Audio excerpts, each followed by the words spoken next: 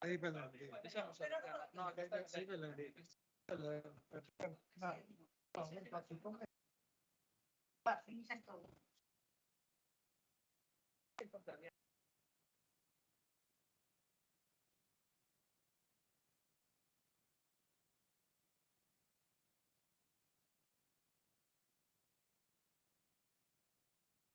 Bueno, ¿qué tal? Sí, hola, buenas tardes. Está tamén Emily, non?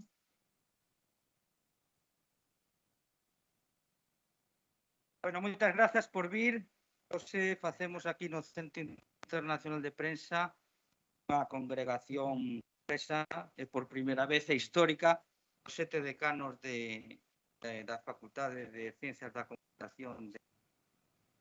Eu son dos que tiven que emigrar para facer xornalismo, como algúns dos que estades por aquí, pero daquela non había facultade en Galicia e entón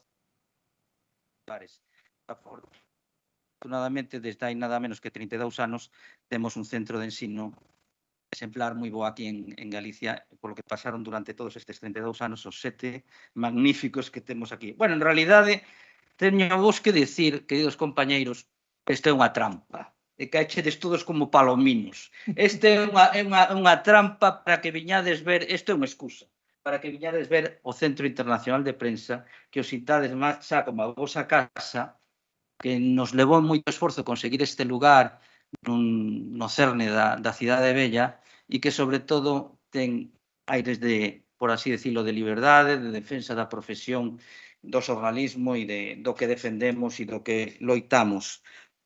E, ademais, está inserido nos acordos que fixemos no convenio entre a Facultade e o Colexio Profesional de Xornalistas de Galicia. Temos a sorte tamén de ter a Belén Regueira, vicedecana, dicen ben, que nos vai moderar este terrible debate con 7 ponentes que teñen moito que decir. Eu son moi breve, simplemente agradecervos hoxe o día do xornalista e o patrono, o xesuita que foi perseguido e censurado pola intolerancia calvinista do século XVI, como tantas intolerancias hai en todos os sitios, e que é o patrono dos xornalistas, dos reporteros, malos dos escritores. Pero, bueno, en calquera caso, tamén é unha excusa para que nos untemos, para que disfrutemos, despois teremos un viño, e que celebremos o que teñamos que celebrar, se temos que celebrar algo. Eu quero simplemente ler unha cousa moi breve do comunicado que sale hoxe, en todo España, porque me parece importante. Non sempre celebramos este efeméride con reivindicación, como ten que ser, como nos parece un periodista, ou como di outro, ou é crítico, ou é incómodo, se non é propaganda.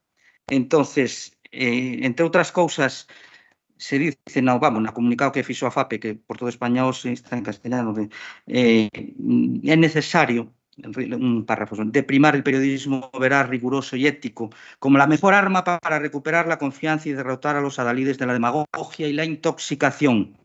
La desinformación se ha convertido, junto a la precariedad laboral, en uno de los males de mayor magnitud con que se enfrenta la profesión en estos tiempos de convulsión política. Socava la democracia y si la prensa no encabeza la lucha contra ella y el mal uso de las redes sociales, se facilitará la manipulación de la ciudadanía y los ataques a la libertad de prensa.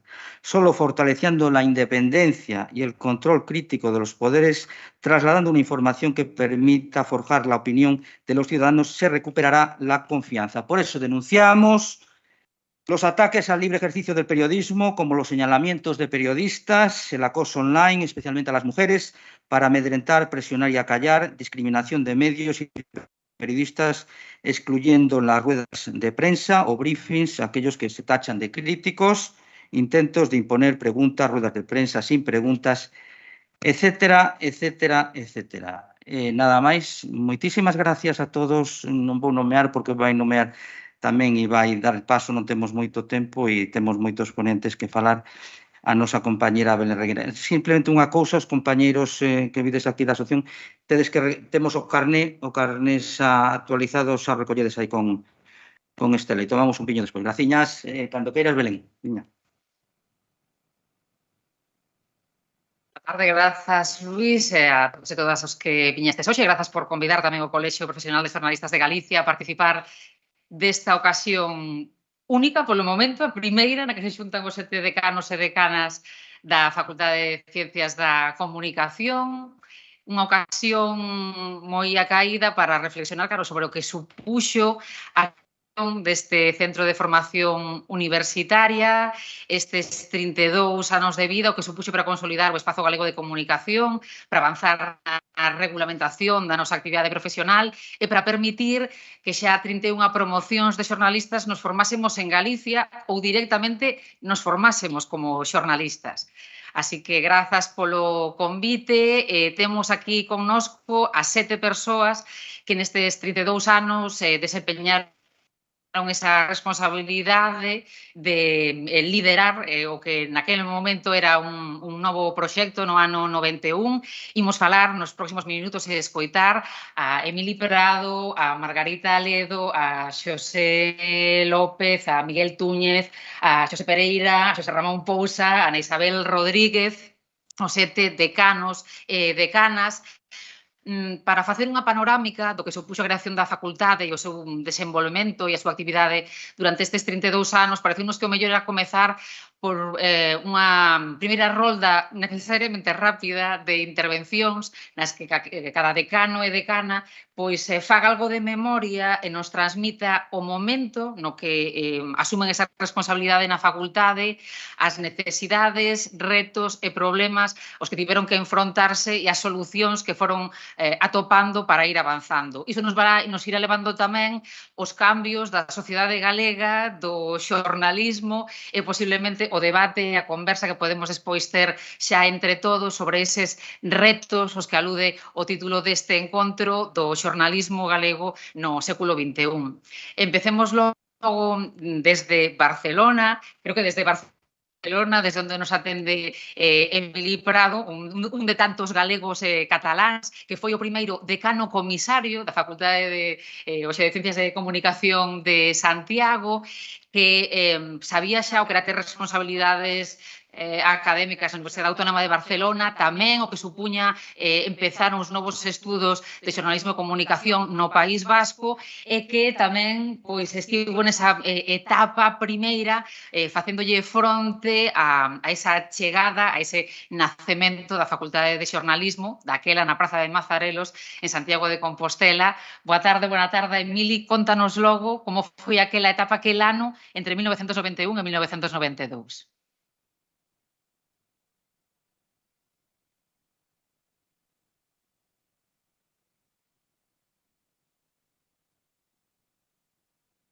Ten que prender o micrófono, Emili, que creo que non está prendido. Sí, a ver, ahora digo que grazas aos organizadores por esta ocasión única de atoparnos 7 persoas que tivemos esta responsabilidade e eu vou, evidentemente, simplemente nesta primeira intervención a poñer o acento nos 3 desafíos que nos plantexamos o equipo que puxemos en marcha os estudos de comunicación en Santiago. Era responder a unha necesidade de que os xornalistas que ian a traballar nos medios de comunicación en Galicia tiveran a oportunidade de facer os estudios no seu propio país, coñecendo ben o seu contexto económico, social, político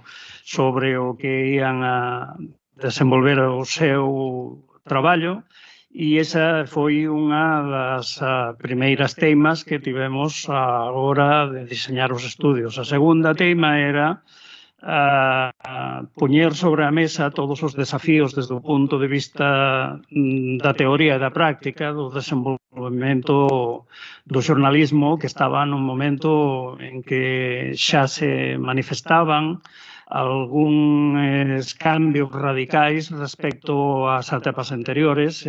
O primeiro elemento que nos puxemos sobre a mesa a hora de diseñar os estudios foi adaptalo a, digamos, as previsións que se podían facer da evolución que se estaba producindo no que chamamos daquela hipersector da comunicación, que se debía ás transformacións que se producían coa introducción das novas tecnologías. Evidentemente, as tecnologías da información e a comunicación son o eixo transformador da atividade profesional, tanto directamente polo que afecta ás transformacións mediáticas como polas transformacións que están a producirse dende entón no ámbito social. Eu creo que esos tres elementos, digamos, estaban xa no cerne desta facultade e que o traballo que fixeron todos os meus sucesores non fixeron outra cousa que estar atentos a todos os desafíos que aí se plantexaban. A segunda decana da facultade tivo que tomar unha decisión naqueles primeiros anos 90 sobre se mudarse de Barcelona a Galicia ou non, aquela nacente facultade da Universidade Autónoma de Barcelona a universidade que nacía en Santiago, Margarita Ledo, que é catedrática de Comunicación Audiovisual, ademais de cineasta e escritora, tamén coordinadora do Grupo de Estudos Audiovisuais da Universidade de Santiago de Compostela. En 96 vai ter que deixarnos hoxe un poquinho máis cedo, fixo o esforzo para estar aquí porque é un día importante no que reunir a todos os decanos e decanas, así que che pedimos que fagas nesta túa intervención pois un resumo do que significou esa etapa no decanato e tamén adiantándonos un pouco a conversa de despois o que ti crees que debe responder a facultade neste 2023 en este contexto social, xornalístico no que nos movemos hoxe. Bueno, grazas tamén polo convite. Vamos dar continuidade á intervención de Emili Prado e vedes que a continuidade somos tamén nos propias. Xa temos xente que foi alumno, o Pereira, e que, por tanto, Ana Isabel que se incorporou moi cedo, caso a rematar, e despois de pasar pola experiencia interesantísima da televisión de Lugo. Por tanto, esta idea de continuidade eu creo que é unha das marcas que ten a facultade, cando a pensar, obviamente, a formación e a investigación, o que se chama hoxe situadas no propio país, situados no propio sistema de medios, situada nas súas políticas en relación coas variacións que van aparecendo causas non externas á propia facultade, que a facultade é un operador da sociedade, forma parte da tal, pero si ás veces completamente a marxe dos intereses do xornalismo e no que leo Luís de a posición crítica e a independencia frente aos poderes é unha das claves que se adiante que sería cuestión de ternar, porque son os peligros un dos peligros que nos rodean. Seguramente se me mandas nomear algúns estadeos do que é a facultade, do que foi o noso compromiso dende o Comen, é entender a formación e a investigación como algo procesual que ten que ir variando e conectada a factores da propia sociedade que influen e a localizar esa satisfacción de necesidades ás que facía referencia a Emilio Prado, e que eso tivo que ver tanto no modo de inserirmonos no espacio de comunicación como na súa aplicación práctica, na formación e nos temas que íamos incorporando e nos aspectos que íamos sopesando, ademais de organizarnos as redes, que os chama redes, que era ao mesmo tempo mesmo, son intercambios máis ou menos estáveis, pero tamén nunha agrupación, como era a Agacón e como sigue sendo a Agacón, a Asociación de Investigadoras de Ficción, porque eso axudábanos a perder o medo. Vedes con as cuestións de agruparnos, como se estades aquí, estou vendo das caras coñecidas, pero principalmente antes de marchar porque teño unha conexión ás 8:30. Isto das conexións a sabedes que é un sofrimento, pero hai que facer, aí xa estaba anunciado. E a Benxamín, foi o meu primeiro patrón prácticamente en prensa, na delegación del Ideal en Santiago, que ben o pasábamos en riba do Metropolo, foi do que estábamos, bueno. E que levábamos as copias ao Castromil, a Praza de Galicia, por lo tanto, estou agora con unha especie de revival que tampouco quero continuar, pero como estou aí, quería saudalo. Entón, e despois hai outro segundo aspecto, que é isto de formación e investigación, organizármonos no sentido de encontro, Ten que ver cunha asociación, que tamén nos daba unha certa visibilidade con outras asociacións, e tiña que ver tamén con esta asociación que sigue funcionando como un dos selos para un par de espacios que para nós son moi queridos e que continúan, que agora relatarei. Pero había un terceiro esteo que era fundamental, que era contar con recursos humanos e materiais, pero nestes recursos materiais dentro deles entraba o edificio singular adaptado ás necesidades que precisaba a formación de xornalistas, neste caso. Bueno, eu conto que todo este tempo que pasamos foi unha marca que quedou tamén nas nosas biografías persoais, intelectuais, afectivas e na académica, por suposto, non? Porque o feito de imaginar algo que despois podas facer realidade, non era algo que imagináramos mesmo a xente que iniciou, sino que de alguma maneira todas e todos os que estábamos nese momento en idade de tal éramos iniciadores e iniciadoras porque se seguían facendo dende a coa estudos sobre os medios, publicando, polo tanto había toda unha serie de recursos humanos imprescindíveis e que fomos que con nós que puseron en marcha tamén a facultade como docentes en moitos casos asociados naquel momento e que despois foron incorporándose á facultade. Fixemos múltiples pasaxes, escoitamos todas as voces, a súa verdade, desenvolvemos novos vieiros tanto para o coñecemento como para o modo de organizalo e de mudar os plazos de estudios cando foi necesario. E eu referiríame para rematar por exemplo, a esa primeira etapa, a dous feitos que tamén nos foron definindo e nos foron dando ese perfil que a nivel internacional nos singulariza, que aquel congreso do ano 95, o noso primeiro congreso, Comunicación na Periferia Atlántica, porque nos conectábamos coas pequenas nacións, que é unha marca nosa, que ora me fora o territorio do Grupo de Estudios Audiovisuais, a súa gran marca é traballar as pequenas cinematografías en linguas non hexemónicas, e moi recoñecida nese sentido, un dos tópicos emerxentes completamente tamén no espacio académico.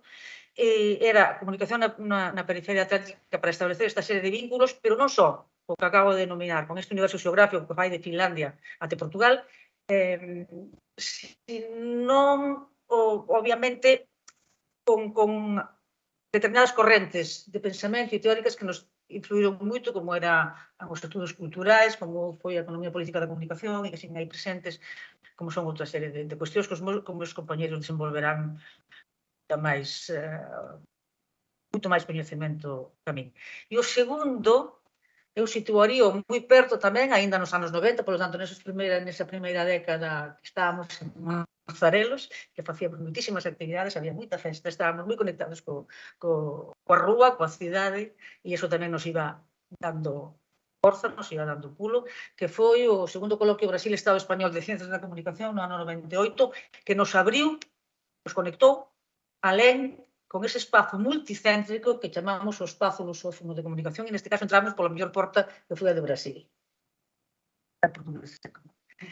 Pero é así, é a mellor porta. A mellor porta para nós foi esta entrada, coa que mantuvemos con as súas universidades moitos intercambios, igual que obviamente coas de Brasil e coas dos países fala portuguesa africanos e tamén con Timor-Leste, estar nun congreso. E, polo tanto, esos serían os estadeos que eu sinalo e que forman parte destas marcas que nos acompañan, que fomos labrando máis e máis e que nos traen até este momento e a esta mesa para que a partir de aquí reflectades por min, asumo todo o que digades, porque nada, en 10 minutos aí con María. Gracias. Grazas, en todo caso, Margarita, por facer o esforzo para estar aquí hoxe. Para aquelas que nos formamos nesa primeira década da facultade, pois estamos facendo memoria tamén, non? Transitando a vida que deixamos naquelas aulas. Despois de Margarita Ledo, seguinte decano, foi Xosé López, catedrático de xornalismo, coordinador do grupo de investigación de Novos Medios, que tamén sabía o que era estar en varias redaccións, nomeadamente na de La Voz de Galicia, onde foi delegado en Santiago, hoxe tamén, ademais, coordinador da sección de comunicación do Consello da Cultura Galega, e el lle tocou ese cambio de década e de século, foi decano entre o ano 96 e o ano 2004, e tamén asumir moitos cambios, non? Ese cambio que falábamos xa do cambio de edificio que significou tamén un cambio de moitas cousas, así que seguro que moitos desafíos tamén que afrontar naqueles anos. Sí. Boa tarde, noite, gracias polo convite. Como xa explicaron Emili e Margarita, pois o deseño e o modelo da facultade cando eu chego ao decanato xa está feito. E, por tanto, a min tócame unha etapa de transición entre un edificio, que era o edificio de Mazarelos, e o proxecto para o novo edificio, que é o edificio no que estamos na actualidade, non? Por tanto, eso implicaba pois toda unha serie de labores de xestión, quizás foi unha das etapas máis intensas de xestión, e de feito dos posteriores decanos, o profesor Tuño e o profesor Pousa, pois ocupaban postos comigo e, por tanto, viviron en boa medida esa etapa de transición, non? Como explicaba Margarita, xa se establecera unha serie de directrices do que queríamos facer e, por tanto, cal era a orientación e o modelo que quería seguir a facultade, donde se quería combinar co maior acerto posible todo o que ten que ver coa teoría, a reflexión teórica, a investigación, todo o que implica un coñecemento humanístico para exercer a actividade profesional e, ao mesmo tempo, que na propia formación se incorporase o máis posible de prácticas, de aí tamén o modelo, o número de alumnos que entraban e os laboratorios dos que se dotaban. De aí que un dos principales desafíos precisamente no novo edificio foi mudar a ter os platós de televisión e mudar a ter tamén máis aulas informáticas e, por tanto, toda unha serie de cuestións de infraestructura que viñan asociadas ao que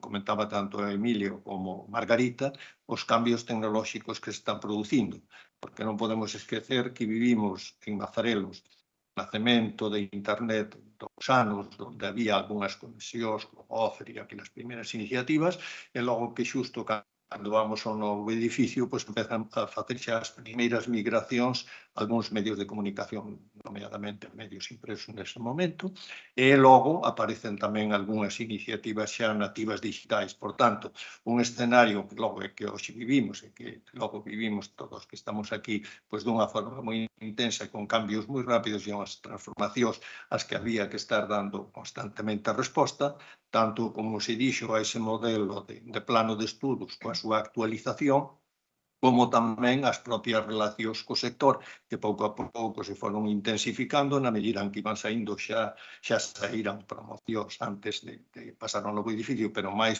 promocións e, por tanto, necesitábamos ter unha maior relación para escoitar como valoraban eso que eu creo que foi o principal desafío, formar, como xa se dixo, os xornalistas desde aquí e cunha serie de aspectos, con un proxecto moi internacionalizado, tanto no ámbito da lusofonía como no ámbito anglófono e, por tanto, tendo coñecemento de todo o que está facendo, pero tendo, como se dice vulgarmente, como decimos os que somos de aldea, os pés na terra.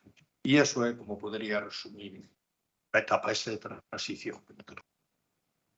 Puximos xa co cuarto decano, foi Miguel Túñez, que tivo esa responsabilidade entre 2004 e 2009, ademais de profesor na facultade, dirixe a Cátedra de Radio e Televisión Española USC, forma parte do grupo de investigación Novos Medios, director do programa de posgrado en Comunicación e Información Contemporánea.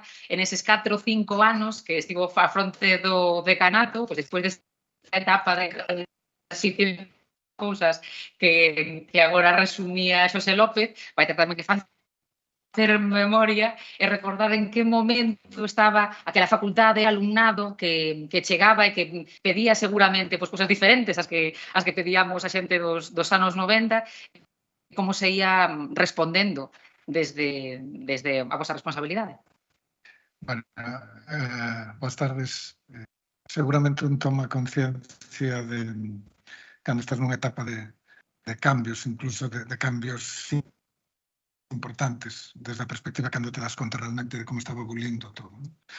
E entón, gracias, Luis, por traernos aquí e además por obligarnos nestes tempos así de memoria tan corta de resetearnos ás 12 da noite para donde se mide todo en tempos efímeros, pois de ter que mirar atrás. Cando eu chego a fago o cargo do decanato, decía o profesor López, eu estaba no equipo con Margarita e tamén con él, e entón tiñamos unha facultade que estrenaba edificio, acabamos de mudar, co cual parecía que a parte central das infraestructuras estaba acabada, e tiñamos unha facultade que conseguira en moi pouco tempo proyectarse e posicionarse moi ben cara fora, no ámbito internacional e tamén no Estado, no resto de facultades, e estábamos nun momento no que todavía continuaba esa eclosión de estudios de comunicación, ou de xornalismo nas universidades en España, e incluso unha consolidación apresurada da área de comunicación marcada polas novas dinámicas das axencias de avaliación, incentivado ou cambiando parte do eixo de gravedade da docencia cara a investigación e despois cara a aplicación desa investigación na docencia. Así que cando me toca asumir esa responsabilidade de ser decano, un dos retos de mirada corta que nos planteábamos é se nos coñecen fora internacionalmente, temos que conseguir que nos coñezan tamén dentro. Entón marcamos na distancia máis inmediata para dar a coñecer que é o que estábamos facendo na facultade e incluso non romper a marras que a cidade, porque estábamos en Mazarelos e Mazarelos era unha vida moi cómoda para practicar o xornalismo, porque era moi fácil que a xente accedera á facultade.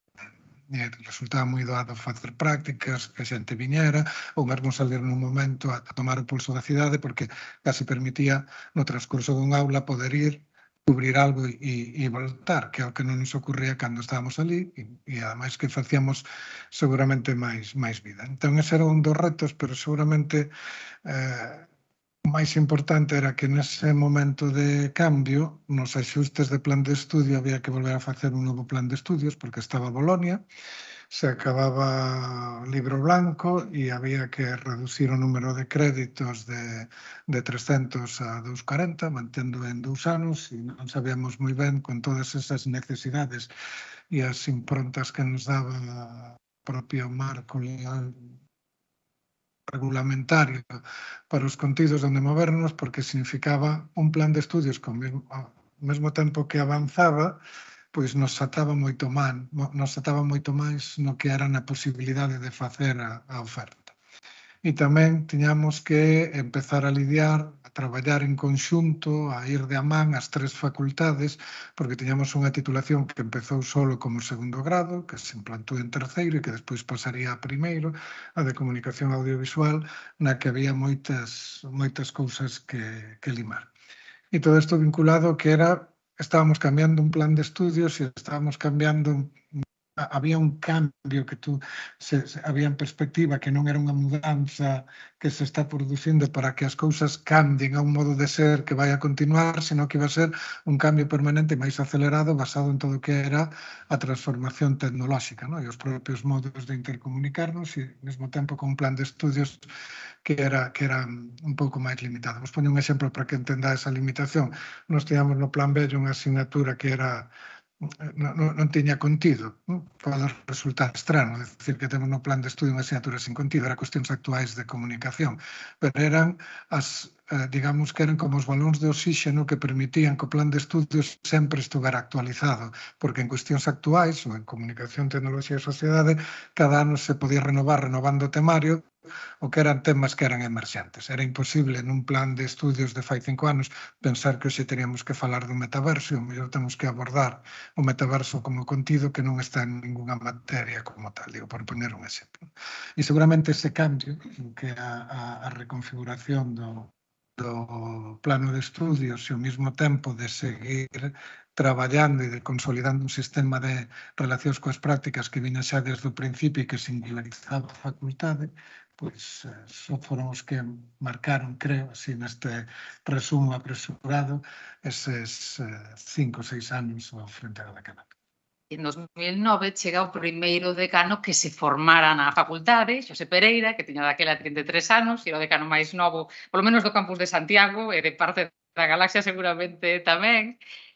Foi decano ata 2014, continúa sendo profesor na facultade e agora dirixe a área de innovación e negocio na Corporación de Radio e Televisión de Galicia. E despois de todos eses cambios que tivo que afrontar na etapa de Miguel Túñez no decanato, como foron eses 5 anos dun decano que ademais chegaba despois de ser alumno desa facultade? Pois sí, boas noites a todos e a todas. É certo que cando tomei posesión como decano sempre lembrarei unha nota de prensa que fixo o Progreso con todo o cariño do mundo que titulaba Xosé Pereira, novo decano da Facultade de Ciencias da Comunicación de Santiago. Ata aí correcto. É o decano máis novo dos estudios de xornalismo de España ou algo así. Non sei se era correcto ou non, pero si era máis novo. E o segundo subtítulo era o primeiro decano que non é de Lugo. Pois é certo, fun o primeiro decano que non era de Lugo, pero aprendín cos de Lugo, polo tanto mantiven a liña que se marcara, o camiño estaba ben definido, explicaron perfectamente tanto Margarita como Xosé como Miguel, que marcaron o rumbo a seguir, puxeron a carretera, puxeron o coche e a min tocoume coller as curvas. Entón, pois tuvemos que empezar a facer o que puidemos naquela época. Os retos máis importantes eran implantar o Plan de Adaptación ao Espacio Europeo de Educación Superior, o Plan Bolonia, que se ben estaba diseñado, chegou a implantalo e, bueno, foi un proceso complexo, non só para a facultade nosa, sino para toda a universidade. Foi un cambio radical no concepto de as relacións, de cargas de traballo, as famosas horas, os créditos, bueno, aquelo foi unha transición moi interesante, tamén foi complexa, pero, bueno, foi un momento importante. A nivel tecnolóxico foi un momento no que aparecían cousas raras, con unha cousa que se chamaba streaming, que non sabíamos moi ben o que era, e era unha cousa de televisión, e que había que empezar a adaptar a tecnoloxía a todo ese invento. Foi un decano que tivo a sorte de cargarse as cintas. Ata daquela traballábamos con cintas, empezamos a traballar con ficheiro, con arquivo, e iso foi unha revolución importante, porque hubo, parece baladí, pero houve que cambiar moitas cousas para entender aquela lógica e nin sequera os estudiantes entendían moi ben que era aquelo, sempre buscábamos a cinta e onde está a cinta, e pois era un momento de transición precioso, pero tamén foi complexo. E a nivel de tensión informativa, pois foi o ano 2008, foi o ano que empezou a crise severa, e no ano 9 se notaban claramente as consecuencias da crise. Notábanse nos estudantes, onde tiñamos unha incidencia elevada de xente que tiña dificultades para poder estudar por cuestións derivadas da propia situación económica da sociedade, e iso nos obrigou a facer moitas cousas. Tamén era un momento no que os medios empezaban a sentirse en crise e había un momento, unha situación laboral moi difícil, que tamén afectaba a formación, porque había unhas expectativas de traballo que ao final pues, eran máis duras do que parecía, e iso nos obrigou a reconsiderar un pouco a función da facultade e asumir un rol social que foi o que fomos desempeñando durante aquela etapa. Foi un momento tamén no que o edificio empezaba a consolidarse e todos o que nos explicaba Miguel antes de empezar a imbricalo na cidade empezou a dar resultado, que vos empezastes do resultado, como sempre pasa uns anos despois. Sempre o que leva o froito non é o que sementa, é o que recolle, non? E aí, pois tamén a sociedade empezou a imbricarse, empezamos a ter moita actividade moi local e moi internacional, continuamos cas liñas dos congresos internacionais e tamén había moita proximidade con eventos, constantemente chamamos aos responsables dos xornais, das televisións, das radios, e se creou un clima moi interesante, e así foi como se desenvolveron esos 5 anos que realmente foron daquela non percibía a transcendencia e o divertidos que eran. Hoxe xa me dou conta que eran divertidos. Daquela sufría, pero ahora digo, era divertido aquela historia.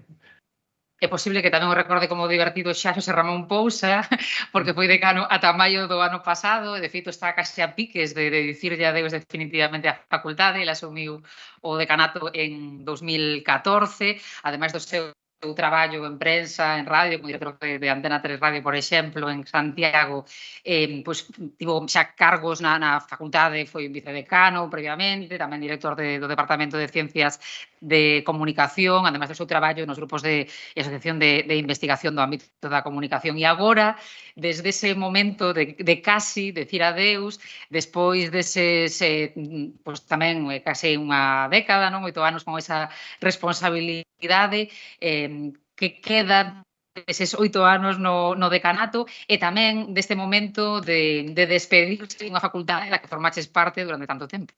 Bueno, en primeiro lugar, boas noites a todos. Gracias á Asociación de Periodistas por facilitar esta reflexión en voz alta que facemos hoxe aquí casi por primeira vez, porque non ten moitos precedentes. Decir que efectivamente eu son tamén o segundo decano que non son de Lugo, pero se ve que o de Pereira e o meu é un paréntesis. A decana actual xa volve a ser de Lugo. Pero, en todo caso, eu quixera destacar, sobre todo, que unha das características deste centro é que rompe unha tradición nas facultades españolas de ensino únicamente teórico. Realmente o nacemento da Facultade de Santiago é un dos primeiros exemplos en onde a combinación de teoría e práctica está orientada a conseguir realmente alumnos, alumnas que non solamente conozcan as bases do xornalismo, sino que sepan facer. É dicir, que podan exercer esa profesión con dignidade tan pronto salen da facultade ou con competencia. O da dignidade tamén é un tema que non solamente depende deles, que moitas veces depende das condicións laborais cas que se atopan. Pero, en todo caso, este reto eu creo que foi o que todos mantuvemos ao longo destes anos. É dicir, conseguir, por un lado, profesorado que supera facer, profesorado que supese reflexionar, profesorado que supese investigar e capaz de transmitir aos alumnos esa necesidade de saber facer. Cousa cos que estudiamos fai 50 anos nas facultades de Ciencias da Información pouco podíamos saber en canto a competencias.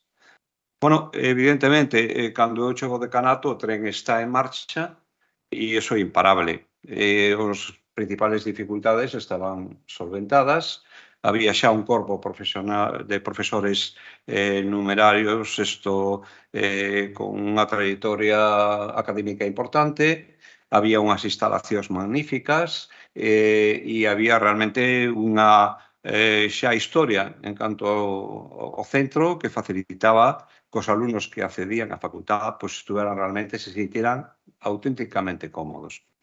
A mí o que pasa é que realmente a etapa máis difícil miña foi a de vicedecano, 7 anos, primeiro con Margarita e logo con Xosé López, pero realmente, cando fui un decano, o maior reto foi continuar a labor que xa fixera Pereira no seu momento, de actualizar tecnolóxicamente o centro, porque, claro, este modelo de facultad que se puxo en marcha exixe que, para saber facer, teñas que ser a última en canto a tecnoloxía.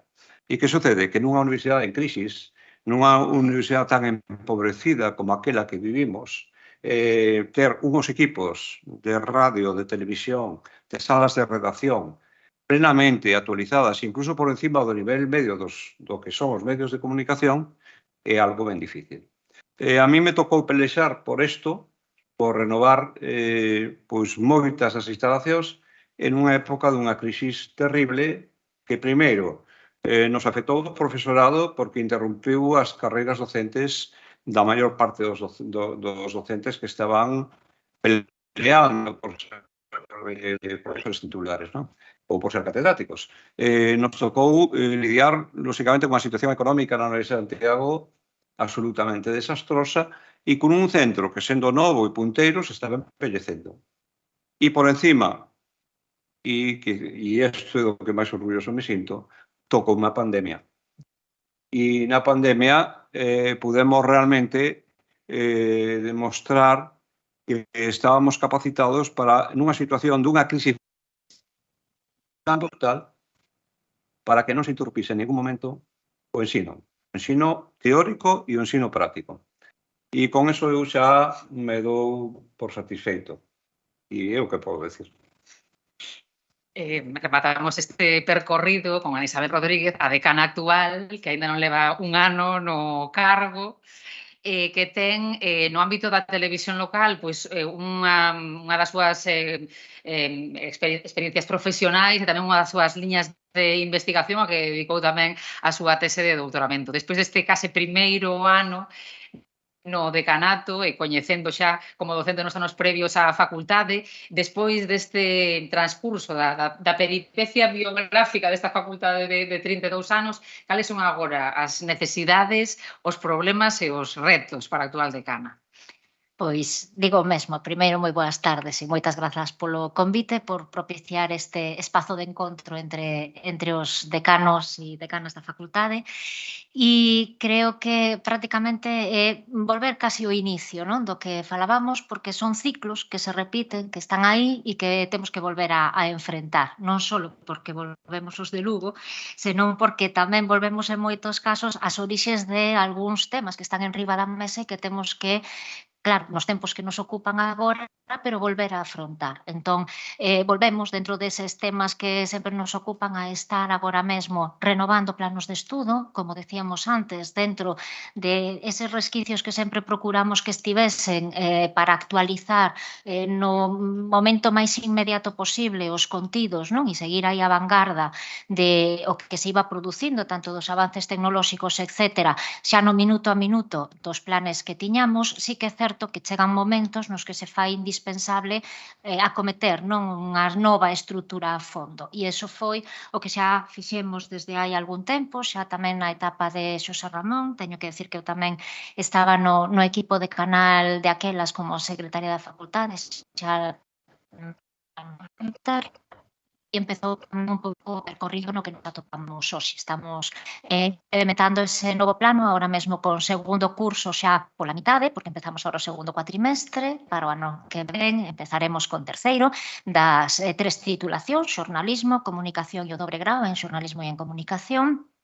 Tamén afrontando os desafíos que hai en tanto máster e tamén, lóxicamente, no doutoramento, pensando tamén nesa renovación docente que, como ben decían os decanos anteriores, pois circunstancias de crise interrumpiron en moitos casos ese relevo xeracional que a USC en xeral, a universidade, non, en xeral e a nosa en particular, pois necesita acometer. E iso tamén dentro da nosa facultade o estamos vivindo un pouco ese momento de tránsito, de relevo xeracional e estamos vendo, pois de recuperar, estamos nun momento en que recuperar eses bons momentos do xornalismo, bons momentos da facultade, que os temos, dos que nos sentimos lóxicamente moi orgullosos, agradecidos por aprender e por ter participado tamén xa de algún momento deles e, pois afrontar o que é o presente máis inmediato e tamén con esa angustia vital a veces que produce ese salto baleiro sin rede de non saber o que nos imos ter que enfrentar casi dentro de 5 minutos, non? Mais aló, porque as cuestións sobrevidas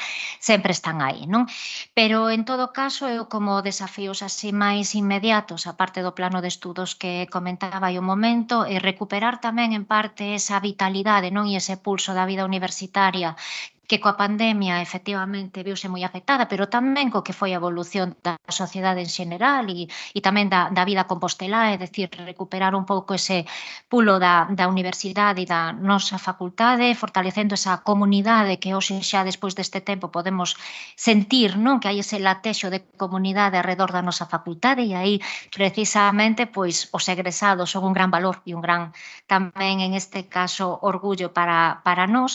É certo que seguimos tendo retos neste edificio que xa ten 20 anos e, polo tanto, hai que tamén seguir afrontando esas renovacións que, gracias a ese impulso dos decanos anteriores e, como xa decía antes Xosé Ramón, pois intentamos na medida do posible seguir cos equipos e coas infraestructuras permanentemente actualizadas, pero hai que continuar, non?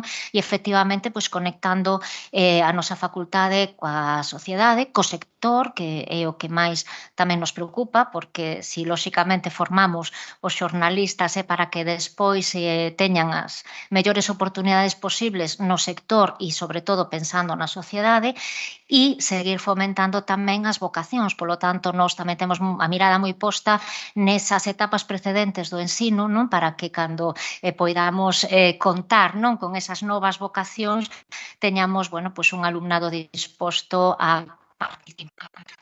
Siguen sendo eses valores esenciais do noso xornalismo para combatir efectivamente esta desinformación coa mellor formación e a mellor información posible que lles poidamos dar, e tamén pensando moito nesa proximidade, nesa localidade como un valor de futuro do noso xornalismo.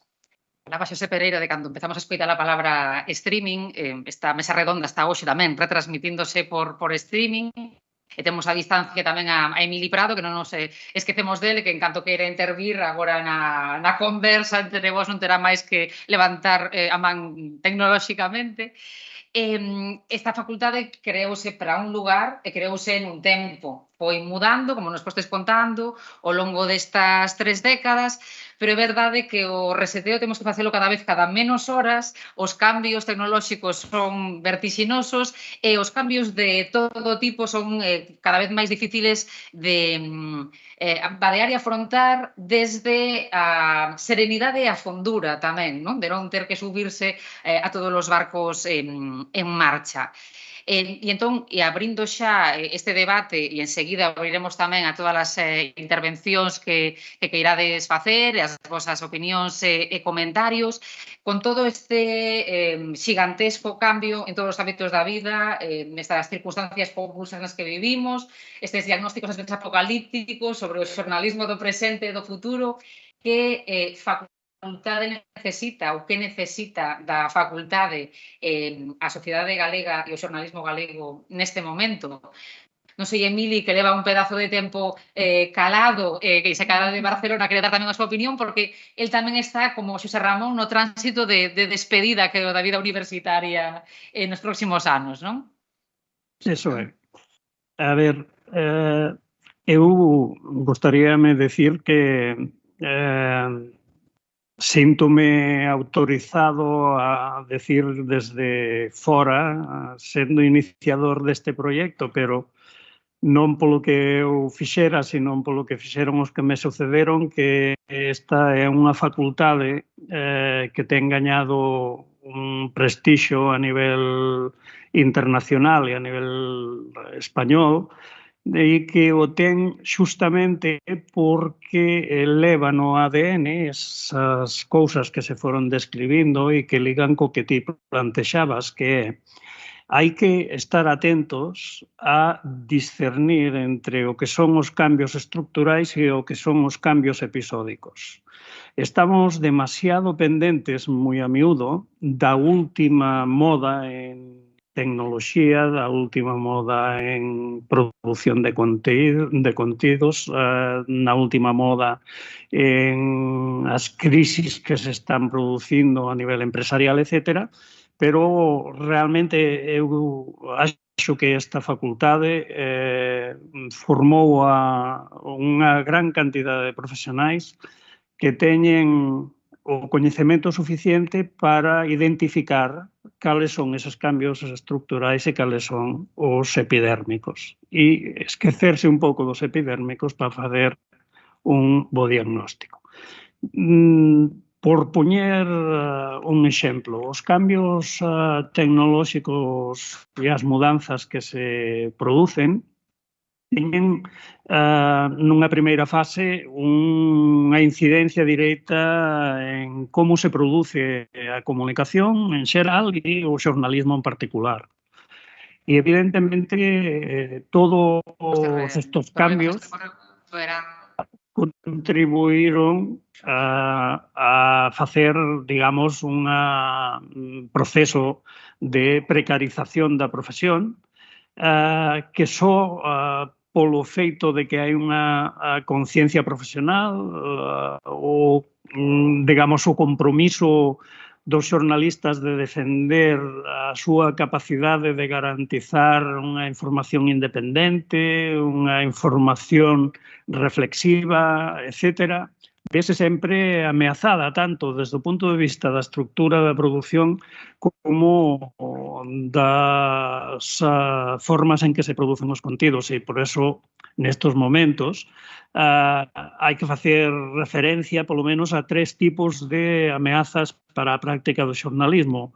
A parte da precariedade que xa faláramos, a espectacularización da información que se produce de xeito crecente e, por outra parte, o que sería, digamos, a sustitución do traballo dos xornalistas por ferramentas novas, como agora, por exemplo, a inteligencia artificial, que sustituirá todo o traballo rutinario.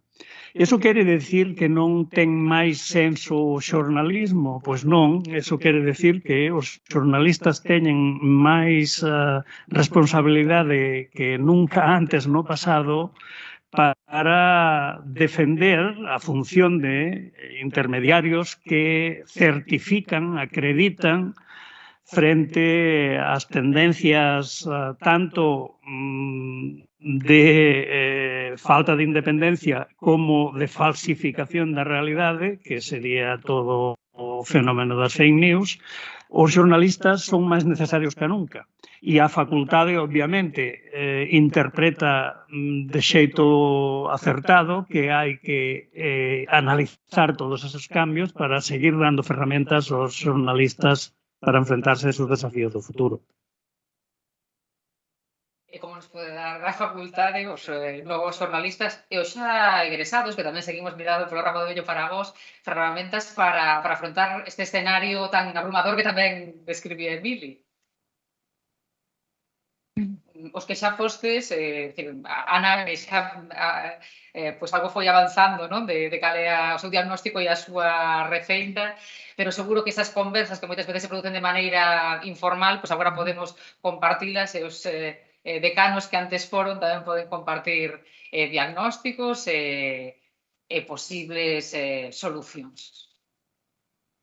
Hombre, para min realmente o problema maior é a situación pola que atravesa o xornalismo a nivel internacional nestes momentos. Hai que ter en conta que na nosa facultad non solamente forma xornalistas, senón tamén comunicadores audiovisuales, non? Pero en concreto realmente a crisis do xornalismo é brutal a todos os niveles, non? O sistema productivo, o sistema económico da propia prensa, a independencia dos medios, a situación a que chegou a profesionalización. Evidentemente, esta facultad non ten sentido se non conseguimos que os nosos alumnos vivan do periodismo. Por lo tanto, o que realmente fai unha profesión é que aquela xente seña quen de vivir cas habilidades aprendidas no centro, non? E isto hoxe é un reto. É un reto importante porque a situación é a que é, non? Esta crisis é tan importante que seguramente o concepto que todos estamos aquí, non solamente na mesa, sino no público, temos do xornalismo, o mellor non se parece ao que teñen os propios alumnos que están chegando ahora mesmo á facultade. E isto é outro reto, outro cambio fundamental. Por qué? Porque nós temos unha valoración do periodismo que xa se dá dunha forma diferente nos novos alumnos. E isto é algo que tamén temos que ter en conta.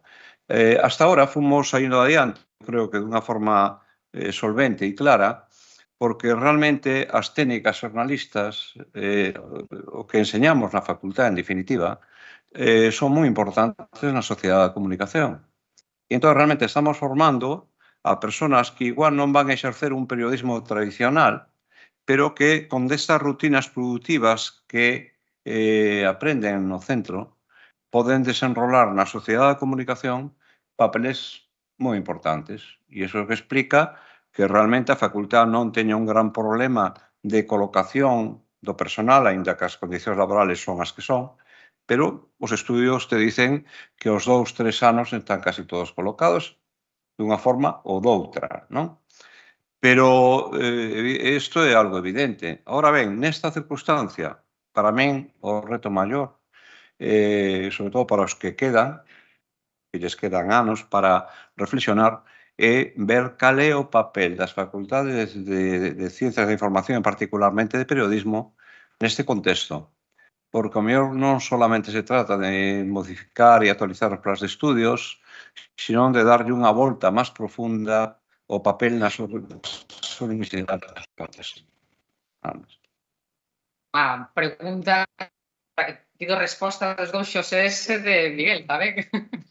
Ben, sí, eu creo que as facultades están basicamente para formar e para investigar e, por tanto, polo que se nos paga fundamentalmente para formar e investigar. E formar, cando dicimos formar as novas xeracións, efectivamente, como decía Xosé Ramón, de periodistas, tamén os cursos de formación continua, é dicir, de reciclaxe, de actualización, os másters, as especializacións, etc.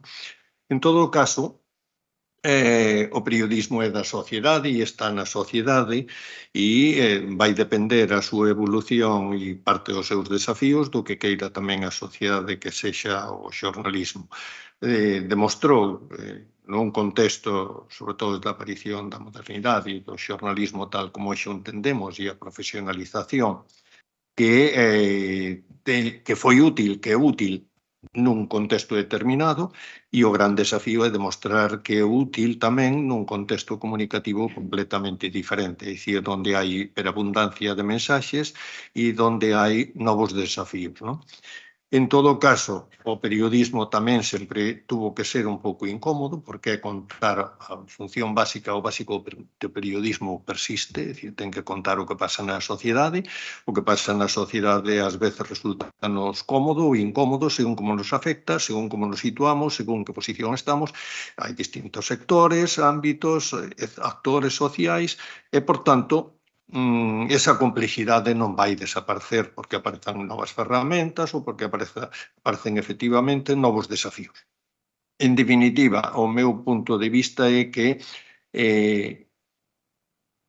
a idea original da facultade de formar xornalistas, especialistas en comunicadores audiovisuales e outros ámbitos da comunicación desde Galicia, en Galicia, pensando, é dicir, tendo unha proxección internacional e, por tanto, sabendo o que pasa no mundo, pero entendendo o que pasa aquí, o que somos e o que queremos ser, eu creo que esa labor sigue persistindo, é a principal cometido e o principal desafío. Outra cuestión é como o facemos realidade, e facelo realidade, efectivamente, neste momento, pois implica facelo con novos perfiles, con novos desafíos, con novas orientacións, con novos itinerarios, e algo que é moi importante, cada vez será máis que a formación continua, a reciclaxe e os másters. Ao mesmo tempo, tamén, a labor da facultade e das facultades é ter unha maior relación co que son os actores sociales que se moven, especialmente porque, como dixen ao principio, o periodismo é da sociedade, está na sociedade, por tanto non é unha cuestión só que nos afecte os xornalistas ou os actores que se moven no campo do periodismo, no campo da comunicación. Bueno, pois eu diría que a esencia do xornalismo pone por diante que a esencia do xornalismo de informar e de formar ao mesmo tempo de entreter, para que che presten atención e de contarlle a xente con honestidade as cousas que ocurren, as que pasan no seu entorno, as que lle afectan e as que lle interesan, non mudou.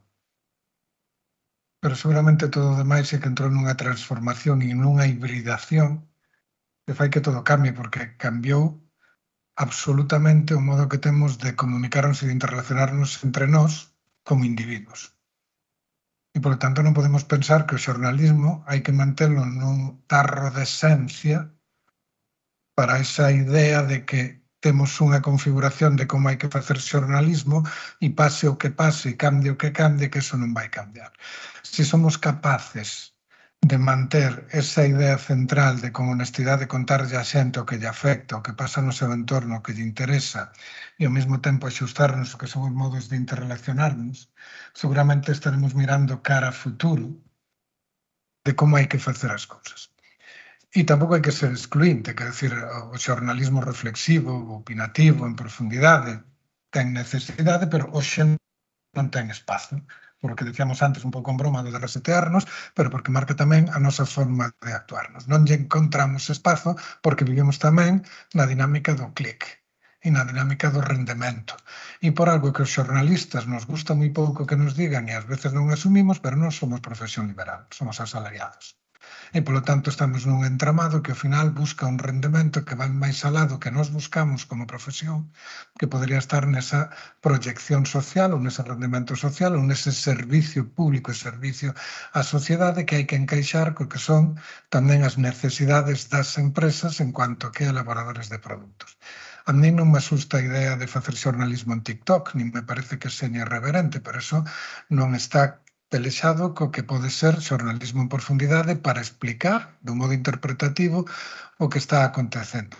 Que ocorre nos principais produtos de información que temos en medios e en xornais? Que non só espectacularizamos, como decía Emilio, pero casi é como o mesmo, sino que banalizamos os contidos. E nos podemos tirar ben de informacións destes días. 3 minutos sobre crianza de porcos reais. E ao mesmo tempo cambias de canle e seguimos en el culebrón de si salpica ou non salpica. E nos vamos outro máis e encontramos que estamos en sucesos. E poñemos apartados de deporte, onde nos falan de todo menos de deporte. Que estamos buscando?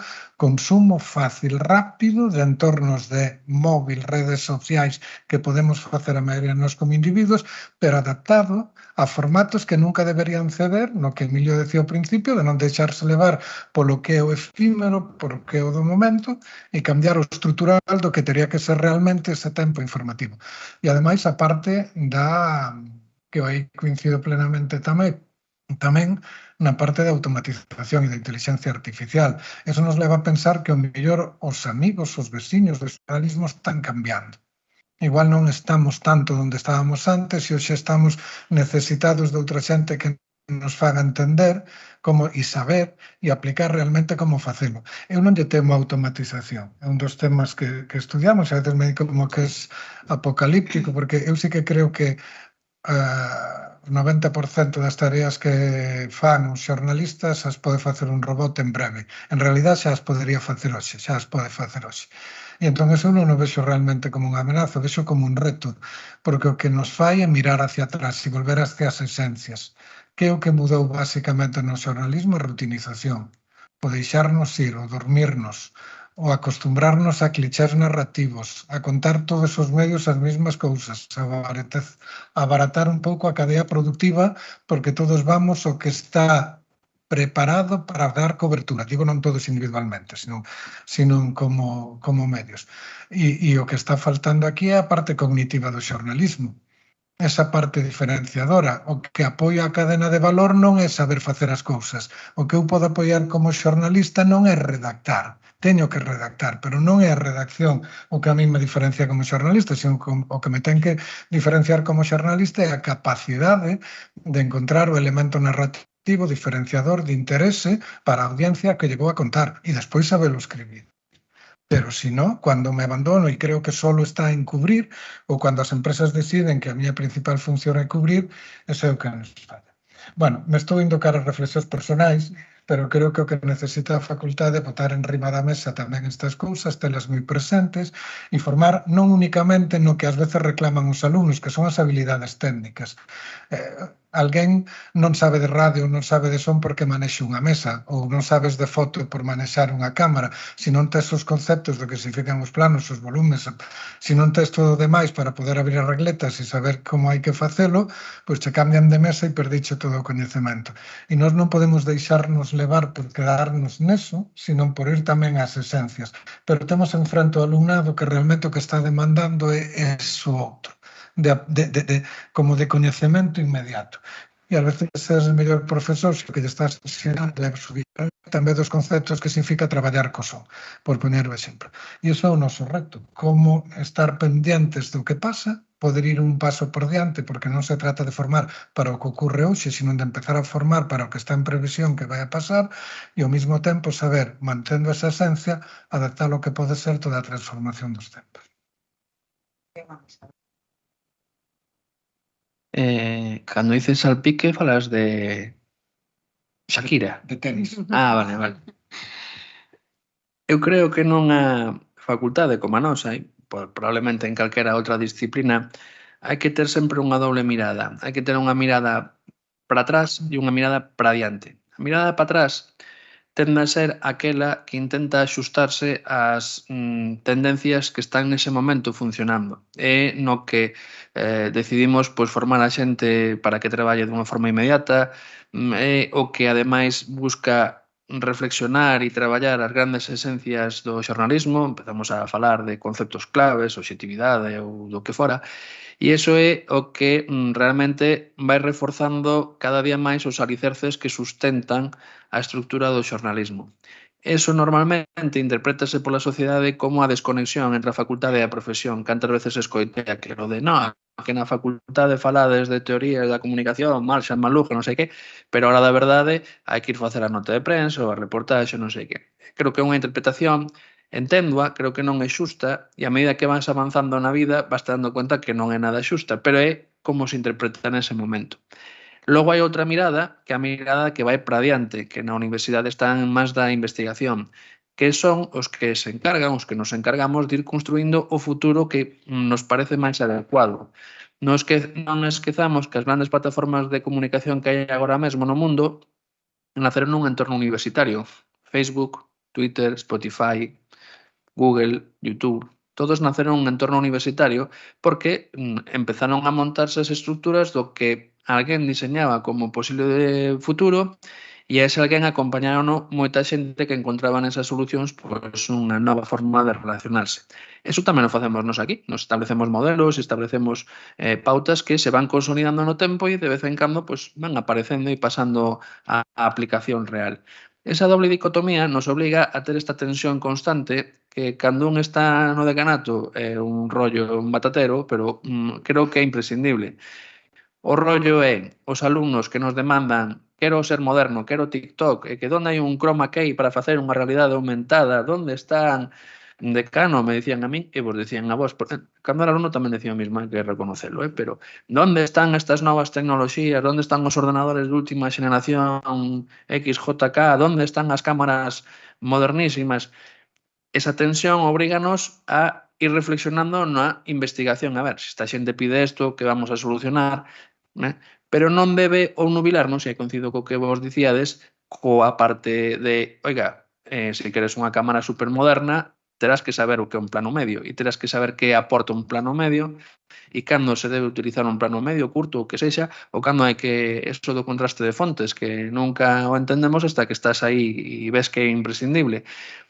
Esa doble tensión é que nos xenera un motor. E ese motor é o que nos foi avanzando durante toda a nosa etapa desde os inicios. E ese motor, a veces, como todos os motores, hai que darlle de comer. E entón, a veces, un dice, home, ahora me toca unha fase na que a transformación tecnolóxica é moi intensa e hai que facer un esforzo aquí, e outras veces onde aparecen retos como o que acabades de decir, chámese desinformación, chámese automatización, chámese inteligencia artificial. Pero creo que é importante que teñamos esa tensión sempre aí latente, porque os estudantes teñen obriga de dar a lata. Sinceramente, os estudantes teñen obriga de pedir, de protestar e de montar shows. Normalmente non lle damos a razón, ainda que sabemos que un poquito a veces teñen, pero hai que intentar combinalo e tamén hai que adaptar as circunstancias reais. A veces o que piden non se pode dar nese momento porque non hai cartos ou porque non hai estructura ou polo que fora, pero eso non quere dicir que debamos rexeitalo de plano. Simplemente temos que analizar a situación e intentar levar o barco hasta onde se poida. Pois, nese levar o barco que decía Pereira agora, seguimos, non? E recuperando todas as ideas que dixeron e tamén o que comentaba Emili Prado, non, de que estamos nun momento en que efectivamente o xornalismo sigue sendo imprescindible, non, na sociedade actual. Ese xogo de equilibrios é o que intentamos manter tamén na facultade, pero é certo que se unha preocupación entendemos que na profesión é construir esas relacións de durabilidade, de confianza, de utilidade, neses valores, non, entre, bueno, pois as audiencias e o xornalismo, o que nós tamén temos que procurar efectivamente facer ese xornalismo útil e conectado coas audiencias, que non é solamente obnubilarnos pois nin coa tecnoloxía, nin con esas métricas, non, ese xornalismo medible que ás veces nos levou cara, bueno, pois esas situacións de clickbait, etcétera, senón que temos que reflexionar e efectivamente para de alguna forma reconducir esa situación e esa relación, pois non obnubilarnos con o mellor oír moito ruído, non, do que nos di a audiencia nas redes sociais ou en outras ferramentas, senón realmente pararnos a escoitar tamén o que se nos di, pararnos a reflexionar sobre cales son eses puntos de desencontro que hoxe xurden entre os xornalistas e os consumidores das noticias, pararnos a reflexionar porque cada vez queren ou se sinte o público máis desconectado das noticias e ver como todo eso tamén reconducilo desde as etapas máis iniciáticas que son a da formación deses xornalistas que interpreten ben cal é ese camiño presente de futuro do xornalismo e que logo traslademos lóxicamente ás empresas coas dificultades e as situacións e os contextos que temos neste momento e nos momentos que nos veñan, non? En ese sentido, era un pouco tamén no que eu apuntaba que realmente para construir esa base de xornalismo presente e de futuro, tamén, lóxicamente, desde a formación na facultade, o que temos que ver é que haxa tamén unha sociedade que agradeza ese xornalismo de calidade, que o valore, que o perciba, que o busque e que, lóxicamente, logo patrocine ou fortaleza, non?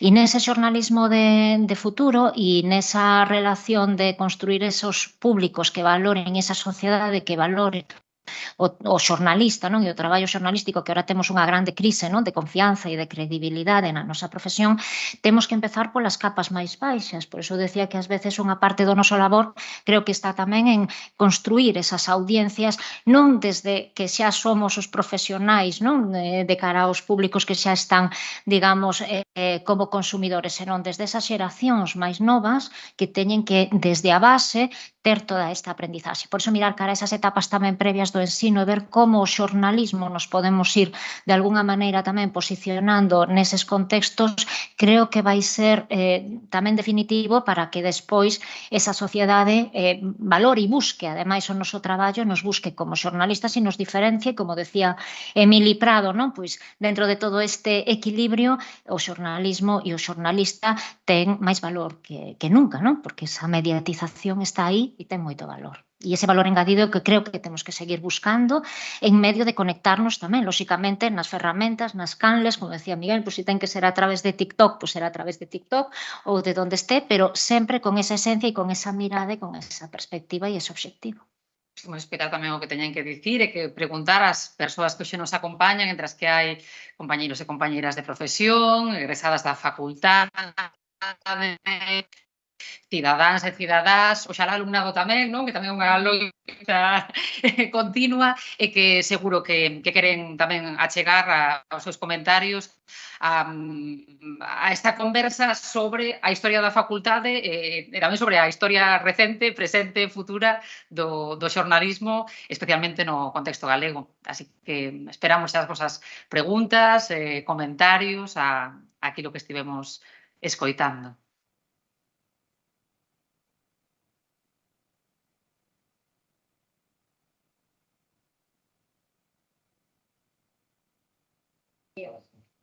Escoitadesme, sí. Unha das taxas que sempre se dixo sobre as universidades, as facultades en xeral, non solamente a nosa, é que viven nun mundo endogámico. De algún xeito revoltos en un monte de burocracia, en un monte de funcionariado, en un monte de problemas coa administración, etcétera, etcétera, etcétera, e hai unha desconexión coa vida real e coa realidade exacta da profesión. No caso da nosa profesión, e non son unha taxa que teño visto en moitas universidades en España, que agora pasan de 30 no noso tempo, cando emigrábamos eran 3, pasan de 30, creo que son máis de 9.000 graduados cada ano.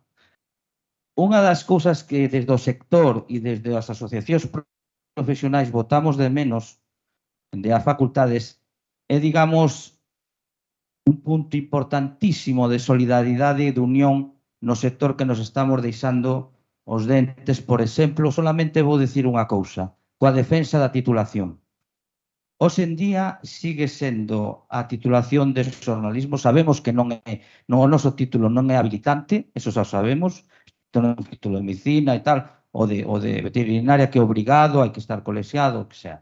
No noso caso é diferente, efectivamente é unha posición non regulada, pero si nos atopamos con que hai un oco aí moi grande. Eu teño estado en conferencias de decanos e tal, e cada un vai fala do seu, das universidades, e cando nos loitamos para que todavía en medios, sobre todo privados, pero tamén nos públicos, tuvemos que loitar, non hai moito para a defensa de que as plazas de redactor sean para titulados universitarios en xornalismo, comunicación audiovisual, seguimos votando de menos esa testemunha ausente moitas veces. Hai excepcións, por suposto. Pero no respecto á titulación, podíamos falar de moitas outras cousas, pero sobre todo no tema da titulación. Nun país como España, que é diferente ao resto de Europa, sabemos, non tanto en América, en outros sitios onde é máis obrigado o carné e a titulación, pero bueno, nese sentido é unha crítica amable, pero unha crítica, por suposto, para eso estamos. Sí, vamos a ver. Para falar desto teríamos que falar primeiro da diversidade que hai en Europa, pero vámonos circunscribir ao ámbito do Estado, vale? Porque é unha cuestión que é moi diferente segundo os países. En todo caso, a posición da facultade é clara. A facultade imparte uns grados, uns títulos, e, por tanto, defende o título. Non ten que estar facendo manifestos nin declaracións aos abaixo firmantes. É dicir, ofrece unha formación nun ámbito. Segunda cuestión, certamente hai unha responsabilidade, e a facultade si ten que asumir algunha, vamos, que estamos na facultade teremos que asumila, pero en boa medida, como se sabe, as bases para a creación, para o acceso aos medios públicos, podemos falar no ámbito do Estado e nos ámbitos autonómicos, foron como foron. E, por tanto, créanse unha serie de vicios e unha serie de postos, de relación de posto de traballo, e que se negocian fundamentalmente cos sindicatos, e onde hai unha serie de cuestións que a nos tamén nos chama a atención, a mí personalmente, pero, por exemplo, axudantes de redacción que siguen mantendo e que moitos sindicatos siguen defendendo nas negociacións. Cuestión que nosotros, por eso, a nos obriga formar, neste caso, xornalistas e, por tanto, graduados en xornalismo. É dicir, é unha cuestión máis complexa que trascende a sociedade e incluso as asociacións profesionais. Si é certo que nos parece, non sei se comparten, pero creo que foi a postura sempre da facultade, que a facultade o que defende que nos medios públicos, en todas as convocatorias, e agora non hai só convocatorias no caso de Galicia, sino que hai no ámbito do Estado, Televisión Española sacou plazas, vai sacar plazas, en Galicia están convocadas plazas, e noutras comunidades tamén neste mesmo momento está habendo procesos para sacar plazas. Se ustedes se pararon a ver pliegos, os borradores en algúns casos, que se manteñen, presentan unha gran diversidade. Eso, as facultades, o único que poden facer é defender que para o acceso aos postos nos medios públicos de redactor, en todos os ámbitos, pois teñen que ser graduados en xornalismo. Dito eso, non podemos esquecer outra cuestión, e que trascende un pouco o debate que temos aquí, pero que está sentando xa precedente por casos que presentaron algúns recursos en algúns países. Por qué? Porque no ámbito da Unión Europea, primeiro, o noso modelo é de 4+1, na maioría dos países da Unión Europea é 3+2. No noso país antes había só grados de xornalismo, comunicación audiovisual, publicidade e relacións en comunicación digital, hai graduados, é dicir, ampliouse o abano e, por tanto, creouse toda unha serie de novas condicións que exixen unha reformulación e un acordo no que as facultades, e a facultade neste caso de Santiago, creo que sempre foi clara e é clara, que defende que a esos postos teñen que ir graduados en xornalismo, igual que defende que hai postos, locutores, unha serie de postos que están na relación do posto de traballo que veñen dun modelo hoxe completamente superado e, por tanto, que non teña sentido. Outro comentario, pregunta, outra intervención?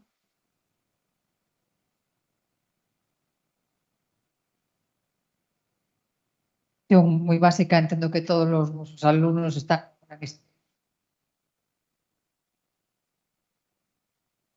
a miña experiencia, bueno, o profesor Túñez coñece porque eu non me licenciei hai moitos anos, licenciei hai poucos e tocoulle laturarme.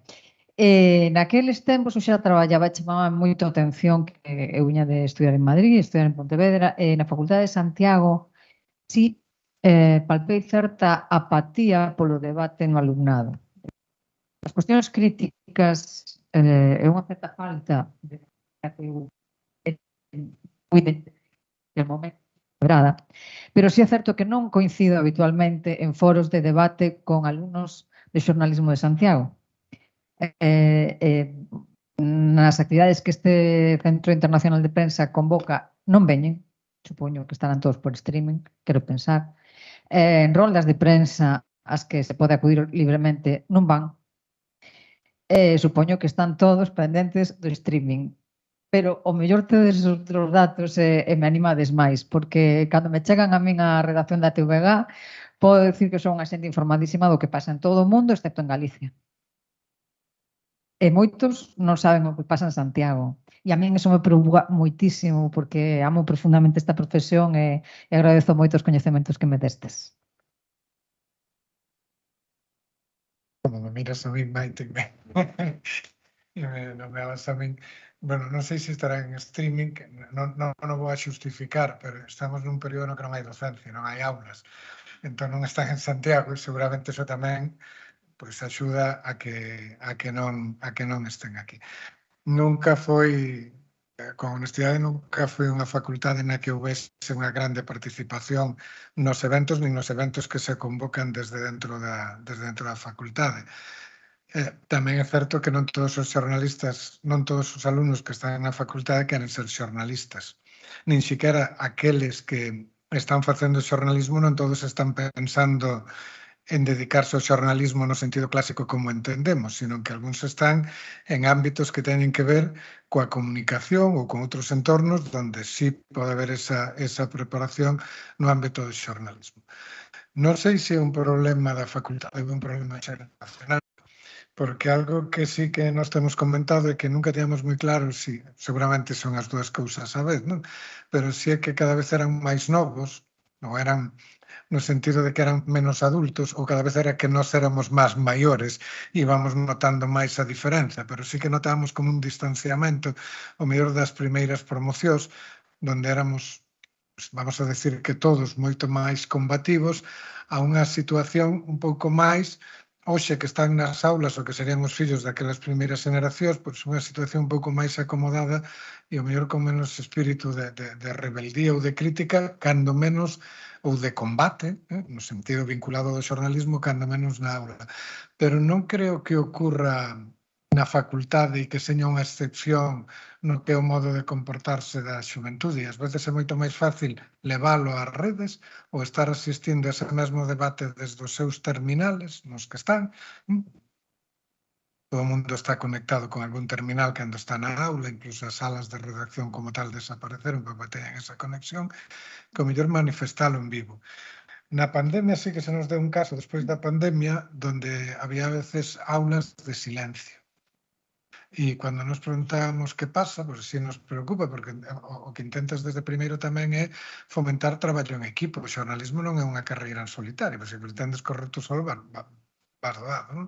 E entón un pouco entender tamén é xente moi competitiva, pero chega con moi vos trayectorias de atrás nos seus expedientes e moi acostumbrados a competir e a esforzarse pero eles mesmos, e entón empezar a crear esas dinámicas de grupo, e nos encontramos con grupos que non falaban, e eles nos decían que non nos coñecemos.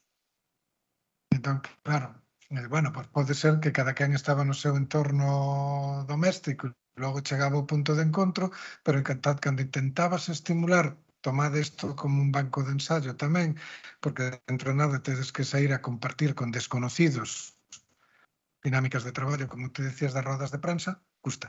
Pero teño para mí, e isto é persoal, non sei se o compartides, que máis un modo de comportamento social, xeneracional, que non realmente algo que este pasando na propia facultade. E non quero decir que señan ni menos dinámicos, ni máis apáticos, ni que se movan menos, ni menos concienciados, nada disso, porque seguramente máis, un chisco máis, pero sí que lle costa máis mellor expresalo dese modo, non? De combate. Ou mellor que están pensando noutro modo de xornalismo que non é o que nós pensamos, o que no que pensamos ou no que vivimos ou idealizamos a maioría dos que estamos aquí, porque tamén hai ese salto xeneracional.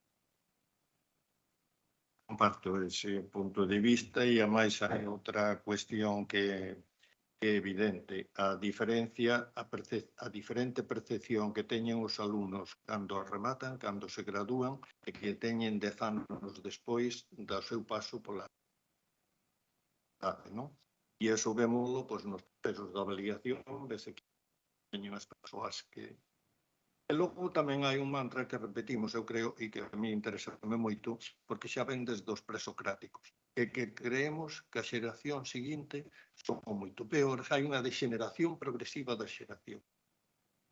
É dicir, nese sentido, hai cambios ás veces moi profundos, pero iso non quere dicir que non teña unha serie de valores, unha serie de aspectos e que, neste caso, a súa participación se realiza a través de outros. Sí, a profesión de profe ten unha certa crueldade e é que os teus interlocutores sempre teñen 20 anos. Sempre. Todos os anos teñen 20 anos. E ti non, porque ti tes un ano tes 25, outro día 30, 40, 50, e sempre teñen 20 anos. E iso provoca que a xente que estudia na facultade, que está normalmente entre os 18 e os 22, tende a ser a tendencia habitual, ou hai casos singulares, teñen as modas da xeración correspondente deses 20 anos, que normalmente tenden a adaptarse ao entorno máis productivo a medida que se van facendo maiores, cando cumpren máis. O que dice o profesor López, de 10 anos despois, a súa punto de vista cambia. E é verdade que os que tiñamos, cando tiñamos os 20 anos, facíamos unhas cousas e os que teñan agora 20 anos fan outras. E a facultade e os profes temos que adaptarnos a ese entorno porque cambian os exemplos, cambian a forma de conectarnos con eles, cambian o tipo de rutina. Este señor que está aquí ao lado fíxonos sufrir moito cando éramos estudantes. Moito. Fixo sufrir moito. E tiña unha aliada con aquel dali, que impartían a mesma docencia. Redacción informativa. Non se olvidará na vida. Nos sometían os seguintes tres. Que son da quinta de Mazarelos. Vale? Os tres era que cando tocaba a clase co profesor Tuñe de prácticas, dicíanos, tendes unha hora e media e tendes que ir buscar noticias. Éramos 80, 90 na clase. Tendes que ir buscar noticias por Santiago adiante. Como veñan dúas noticias repetidas, suspenden os dous. Era duro, E non faz eso hoxe. Non, porque está moi longo. Eso nos obrigaba a que teníamos que ter os recursos propios que nos enseñaba o profesor López tamén. E era aquela cousa de buscar fontes, buscar alternativas. E onde íbamos? Pois o primeiro que facíamos era comprar un xornal. Íbamos ao quiosco e comprábamos un xornal ou 2 ou 3 ou 4 para que nos viramos a xenda do día. E que pasaba nesa hora e media? Pois que se a conferencia de non sei onde, a exposición de non sei que sitio ou a intervención de non sei que señor. Entón, eso nos obrigaba necesariamente a empotrarnos en ese tipo de actividades e éramos uns bichos raros. Claro, había unha comparecencia con un presidente de algo, dunha xunta, do que sea, e estábamos ali 10 manzanillos. E cando chegábamos ali, levamos unha desilusión porque xa chegara un compañero de clase antes, o cal digo, non vale. Eso era a forma de actuar daquela. Pero hoxe non fai falta andar por aí collendo para empezar, para comprar periódicos é un problema, porque non nos venden en ningún lado. Entón, agora eso se busca de outra maneira, que se internet, que se as redes, que se non sei que, pero non quere dicir que non se faga, faise de outro xeito. Pero a verdade é que aquel estrés, aquela adrenalina que nós sufríamos, ti tamén debiche sufrir aquela historia así tamén.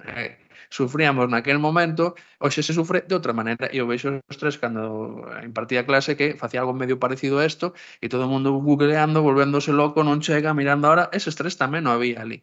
E iso creo que é a maldade de ter interlocutores que sempre teñen 20 anos. Caído, que Memili Prado, que temos a distancia, temos complicado intervir nestas conversas entre todos, e que foi o primeiro decano da facultade, peche este primeiro encontro dos 7 decanos e decanas, despois desta mirada ao pasado e o presente que fixemos, pois se quedara mirando tamén pro futuro, Emili, non? Pro futuro do xornalismo e pro futuro tamén desta facultade que ten xa 32.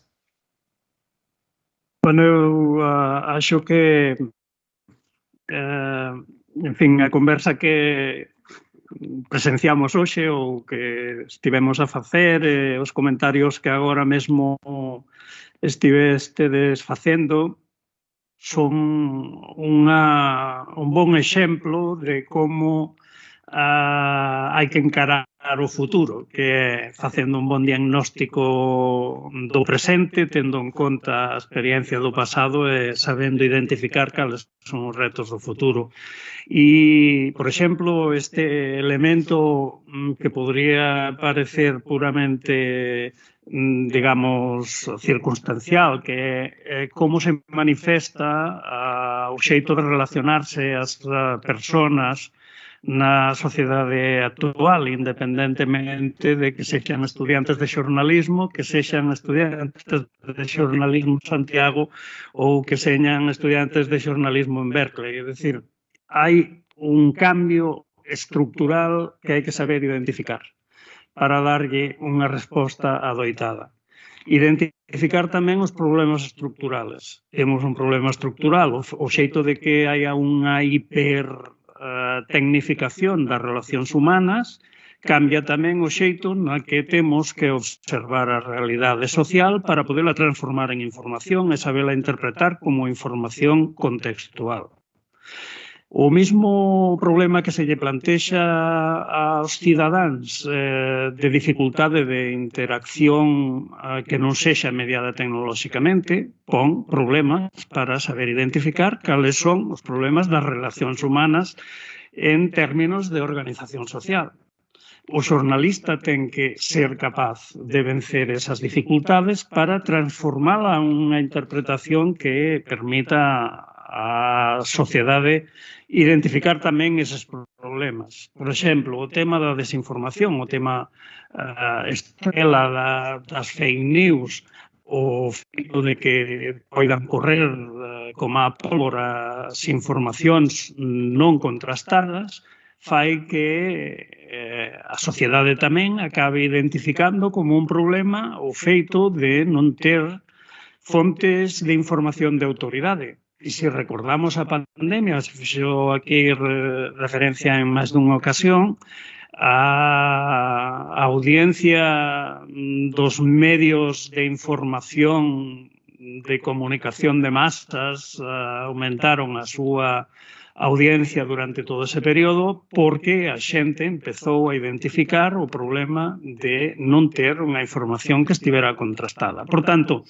a sociedade require ter puntos de anclaxe, o xornalismo ten que seguir atopando o xeito de ser útil para suministrar esos puntos de anclaxe e certificar, esa é a función básica do xornalismo, a veracidade das informacións que se distribúen. O como, o xeito en que eso se produce, ten que ser necesariamente avaliado continuamente para darlle novas solucións. Se no fondo temos esta mecánica de enfrentarnos ao cambio, estaremos en condicións de dar respostas axeitadas.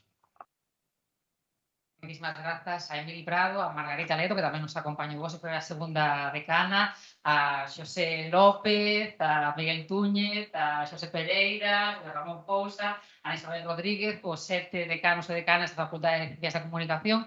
Nestes 32 anos foi un encontro moi proveitoso e nutritivo, que a unhas e a outros nos serve tamén para participar nesa reavaliación colectiva, que se nos dugan a tomar apuntamentos novamente. Agradecemos moito a Secretaría de Entrevistas de Santiago, Centro Internacional de Prensa, que nos reunise, que tamén faga posible esta maior relación entre todo o sector profesional, e a todos e todas vos por acompañarnos, así que moitas gracias.